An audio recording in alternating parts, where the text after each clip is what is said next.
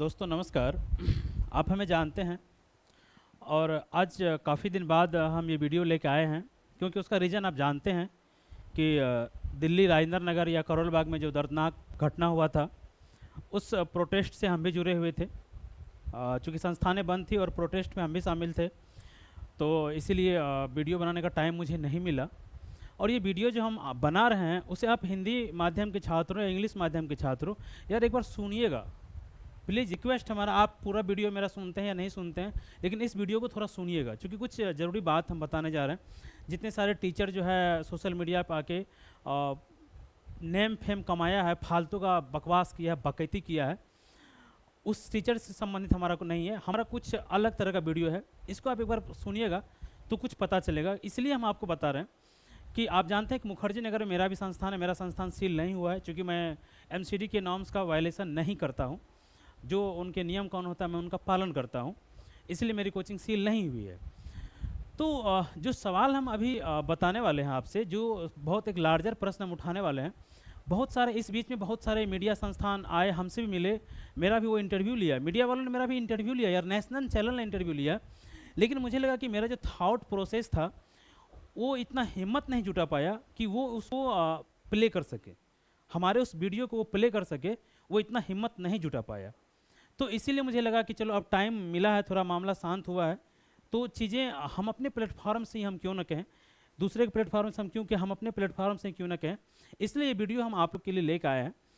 तो देखिए इसमें जो सवाल है, सवाल लार्जर ये है कि बहुत सारे कोचिंग्स का बेसमेंट सील हुआ। आप जानते हैं कोचिंग का बेसमेंट सील किया गया है, चाहे वो दृष्टि आईएएस हो या अन्य जो भी संस्थानें करोल बाग में चलती हैं, बाजीराव हो या जो भी संस्थान है, सभी का बेसमेंट सील किया गया है कि जो भी कोचिंग बेसमेंट में चल रहा था। अब देखिए मैं आपको जो बता रहा हूँ यहाँ पे कोचिंग वालों ने क्या जिम्मेदारी ली, जो फेमस टीचर जो सोशल मीडिया पर बकैती करता है उन्होंने क्या जिम्मेदारी लिया आप जानते हैं, उस पर मैं नहीं जाना चाहता हूँ। लेकिन देखिए जो मेन स्ट्रीम मीडिया है ना, हम ये आपको बताने वाले हैं कि यहाँ पे अब षड्यंत्र क्या चल रहा है। यहाँ पे एक बहुत शानदार षड्यंत्र रचा जा रहा है और वो कोचिंग वालों और मीडिया के सहयोग से एक षड्यंत्र रचा जा रहा है। इस षड्यंत्र को यदि आप नहीं समझेंगे तो इस समस्या का समाधान मुझे लगता है नहीं निकलेगा। और थोड़ा सा हम उनसे हट के टीचर हैं, इसलिए मुझे ये सब बोलने में डर नहीं लगता है। मेरे पास कितने छात्र आएंगे मुझे उस सबसे कोई फ़र्क नहीं पड़ता है, ठीक है, लेकिन सच्चाई बयां करना चाहिए था यार। तो मैं बता रहा हूँ कि मीडिया के द्वारा, और मीडिया अभी वर्तमान में और कोचिंग प्लस कोचिंग, जो भी कोचिंग सील हुआ है उनके जो संस्थापक हैं, जो संस्थान चलाते हैं, बड़े बड़े संस्थान चलाते हैं, उनका एक नेक्सस अभी बना है, ठीक। और उस नेक्सस ने क्या किया है, एक नया सवाल खड़ा कर दिया है। एक नया सवाल ये खड़ा किया है कि यदि बेसमेंट से कोचिंग संस्थान फर्स्ट फ्लोर या सेकेंड फ्लोर पे शिफ्ट होती है तो उसका रेंट बढ़ जाएगा, कॉस्ट उसका बढ़ जाएगा। ये एक नया शगुफा छोड़ा गया है ताकि जो भी संस्थानें सील हुई है दोबारा उन्हें बेसमेंट में क्लास देने का मौका दिया जाए, क्लास करवाने का मौका दिया जाए। ये एक उनका तर्क है। आप भी सुने होंगे कि कहा जाता है कि क्योंकि वो सील हो चुकी है ना, तो उनको वो चाहता है कि हम किसी तरीका से उसको खोलवा के जो मेरा बना बनाया साम्राज्य था फिर उसको हम चलाते रहे। तो देखिए, और फिर उन्होंने तर्क दिया कि मेट्रो और मॉल दोनों अंडरग्राउंड चलता है। भाई दोनों की तुलना ही नहीं है। सुप्रीम कोर्ट ने भी एक बार कहा था कि हम संतरे और सेब की तुलना नहीं कर सकते भाई। मेट्रो जो चलती है दिल्ली में, बात सही है, अंडरग्राउंड मेट्रो चलती है भाई, लेकिन मेट्रो का जो वेरिफिकेशन होता है, जो उसकी ऑडिटिंग होती है, उसकी जो बनावट है, जो उसका इंफ्रास्ट्रक्चर है, क्या वो दिल्ली के जो प्राइवेट मकान बनाए गए हैं, जो प्राइवेट मॉल बनाए गए, क्या उनकी वो इंफ्रास्ट्रक्चर है? अगर उनकी वो इंफ्रास्ट्रक्चर होती तो इस तरह का कोई दुर्घटना नहीं होता। तो ये एक षड्यंत्र रचा जा रहा है कि फर्स्ट फ्लोर और सेकेंड फ्लोर पर कोचिंग यदि शिफ्ट करेंगे तो इससे रेंट बढ़ेगा, और रेंट बढ़ेगा तो अल्टीमेटली हम अपना जो बर्डन है वो छात्रों पर पड़ेगा, तो ये बोझ छात्रों पर और बढ़ जाएगा।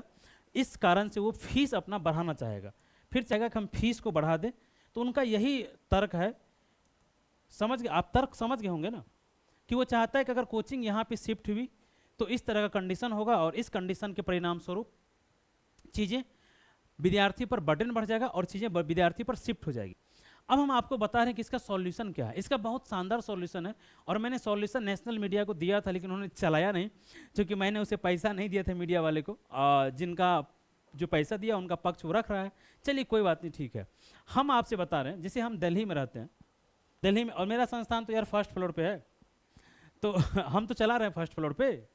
चलिए देखिए, दिल्ली में जो जगह है, आप यदि दिल्ली घूमे हैं या नहीं घूमे, फिर भी हम आपको बता रहे हैं, कनॉट प्लेस या सीपी का नाम आप लोग जानते होंगे। दिल्ली में बहुत पॉश इलाका है सीपी, कनॉट प्लेस, वो एक अच्छा पॉश इलाका है।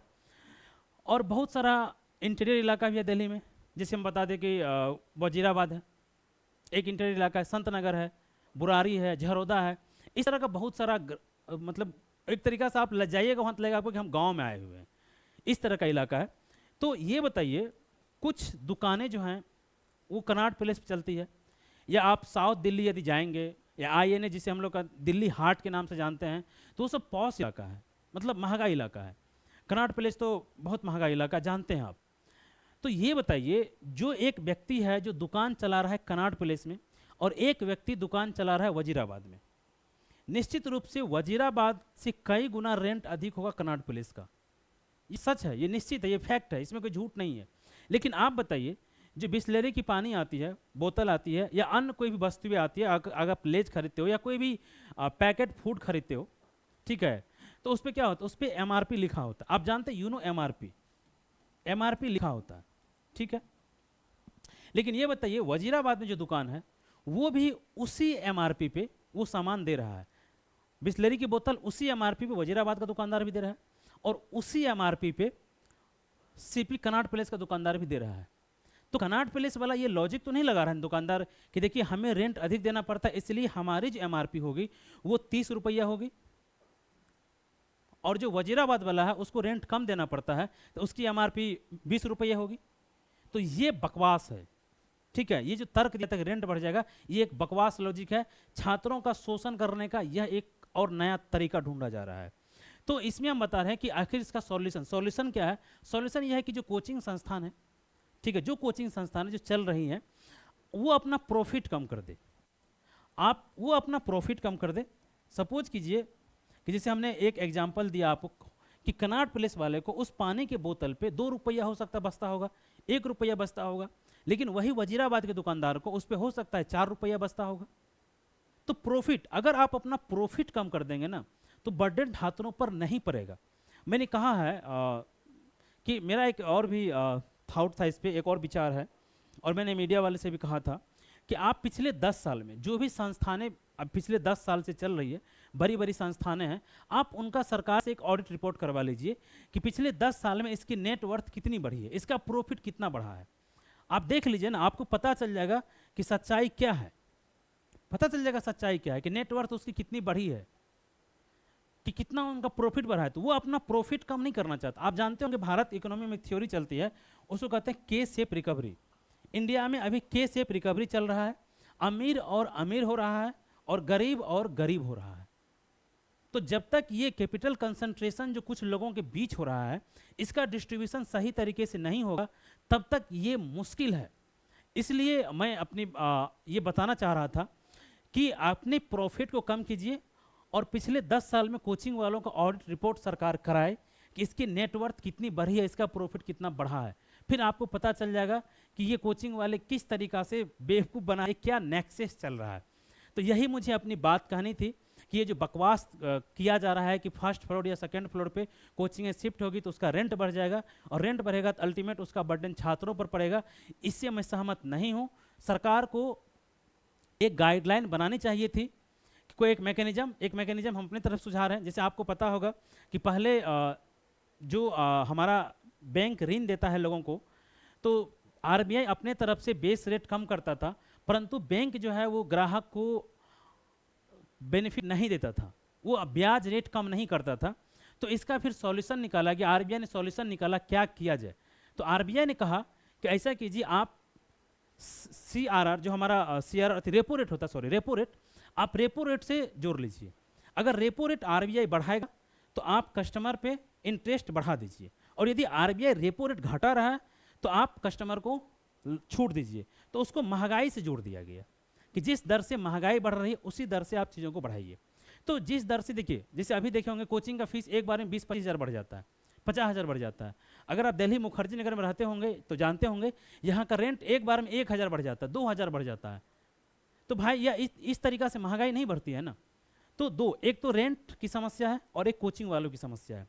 तो कोचिंग वालों से सरकार ऑडिट करा के ये बताया कि नहीं पर स्टूडेंट आप इतना ही फीस लेंगे, क्योंकि कुछ दिन पहले हाई कोर्ट में आप देखेंगे हाई कोर्ट में मामला आया था कि जो प्राइवेट स्कूलें चल रही है, प्राइवेट स्कूल की फीस को रेगुलेट करने की आवश्यकता है, उसको मॉनिटर करने की आवश्यकता है, मनमाना फीस नहीं वसूल सकता है।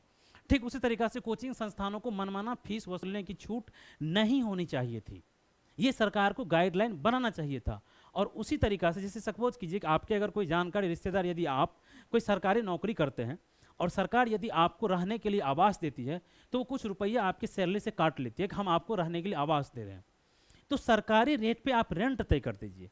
किसी 25 गज का मकान है, प्रत्येक गज या प्रत्येक स्क्वायर फीट के हिसाब से कितना रुपया रेंट होना चाहिए था। तो ना इसमें जो छात्र रह रहे हैं रेंट पे उनको परेशानी होगी और ना जो मकान मालिक उसको परेशानी होगी। हाँ भाई 10 बाय 10 का रूम है, 100 स्क्वायर फीट हुआ, इतना रुपया स्क्वायर फीट के हिसाब से सरकार का रेंट तय है, इतना रुपया रूम का रेंट हुआ। नहीं तो आप दिल्ली मुखर्जी नगर का और राजेंद्र नगर करोल बाग का अभी मीडिया में रिपोर्टिंग देखते हैं किस तरीका से पीजी का हालत बहुत ख़राब है, किस तरीका से रूम की स्थिति बहुत ख़राब है, किस तरीका से गंदगियाँ रोड पर पड़ी रहती है और रेंट उसके बाद मकान मालिक अपने मनमाना तरीके से बढ़ाता है। तो इसीलिए हम आपसे कहना चाहते, यही मेरा था कि सरकार एक कमेटी बनाए, एक नियम कानून लाए और चीज़ों को तय करे, चीज़ों को रेगुलेट करे। तो इस रेगुलेट करने के लिए विल पावर होनी चाहिए थी, इच्छा होनी चाहिए थी, ऑनेस्टी होनी चाहिए थी। बकवास करने से काम नहीं चलता है, ठीक है। जिसने ठीक है, तो समझ यही मुझे कहना था आपके सामने आके कि बकवास से चीज़ें नहीं चलती है। ये सच्चाई है कि छात्रों पर कोई बर्डन नहीं पड़ेगा। बेसमेंट में क्लास नहीं चलनी चाहिए थी, सरकार को सभी बेसमेंट सील कर देनी चाहिए थी, ये सही है। और कमेटी बना के जो हमें 2.5 लाख 3-3 लाख 4-4 लाख रुपये फीस ली जाती है टेस्ट सीरीज के नाम पे, ऑप्शनल के नाम पे, इसके नाम पे, उसके नाम पे, उसको रेगुलेट करना चाहिए था। और कोचिंग वालों की प्रॉफिट को सरकार को रेगुलेट करना चाहिए था कि आप इतना प्रॉफिट नहीं ले सकते हैं, आप अपने प्रॉफिट को कम कीजिए, नहीं तो वास्तव में गरीब और गरीब हो जाएगा और अमीर होते जा रहेगा। किसी भी कोचिंग को आप जानते हैं, कोचिंग के बड़े बड़े मालिक को पिछले 10 साल से हमें आप अनुभव कर लीजिए, आप जानते होंगे पिछले 10 साल में उसे कोई नहीं जानता था, पिछले 10 साल, और ये पिछले 4-5 साल में उसे पूरा इंडिया की पूरा दुनिया जानने लगा। तो भाई ये आया कहाँ से? तो आपने इतना प्रॉफिट कमाया कि आपने पीआर पे लगा दिया और अपना प्रमोशन में लगा दिया। मुझे कंट्रोवर्सी क्रिएट करना अच्छा नहीं लगता, इसीलिए हम किसी टीचर का नाम नहीं लेना चाहते हैं, नहीं तो धज्जी उड़ाने में हम भी कम नहीं है, बट मुझे लगता है कि नहीं, वो कंट्रोवर्सी क्रिएट करके व्यूज मुझे अट्रैक्ट करना अच्छा नहीं लगता है। नहीं, हम जो हैं वही सही है, जहाँ हैं वही सही है। क्योंकि देखिए यूपीएससी के फील्ड में बहुत सारे टीचर हैं और बहुत अच्छा काम कर रहा है, बहुत पढ़ा रहा है, लेकिन वो सोशल मीडिया पे इतना फेमस नहीं। क्यों? उससे नेम से मतलब नहीं है यार, वो चुपचाप काम करना जानता है। हम काम कर रहे हैं, हम रिजल्ट दे रहे हैं। आदमी अपनी असफलताओं को छुपाने के लिए बकवास करता है। देखिए अगर कोई आदमी बकवास करता है तो मैं बता रहा हूँ कि वो अपनी असफलताओं को छिपाने के लिए बकवास करता है, जो सफल होता है वो बकवास नहीं करता है। तो बस यही मुझे अपना पॉइंट ऑफ व्यू रखना था। उम्मीद करते हैं आप हमारी बातों को समझ गए होंगे। चलिए फिर हम मिलते हैं आपसे, अब मेरा निरंतर वीडियो आते रहेगा और फिर हम आपसे मिलते हैं किसी अगले वीडियो में, किसी और टॉपिक पे या क्लास के वीडियो के लिए। तब तक के लिए आपको बहुत बहुत धन्यवाद।